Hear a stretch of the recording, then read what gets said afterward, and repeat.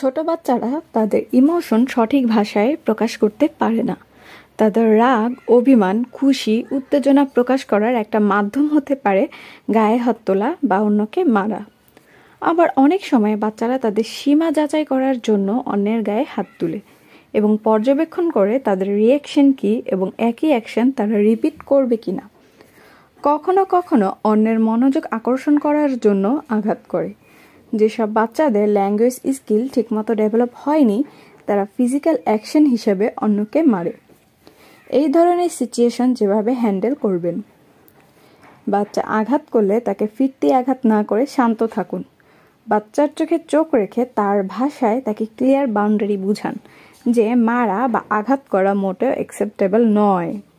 তাকে জিজ্ঞেস করুন কোথায় সমস্যা হচ্ছে বা তার কী প্রয়োজন। তাকে সমস্যা প্রকাশ করার শব্দ শেখান এবং বলুন যে না মেরে সমস্যা মুখে বলতে বা দীর্ঘ নিঃশ্বাস নিতে।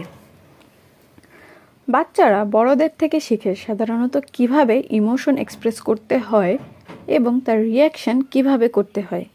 আপনি নিজে যেভাবে আবেগের বহিঃপ্রকাশ ঘটাবেন, আপনার বাচ্চাও একই জিনিস শিখবে।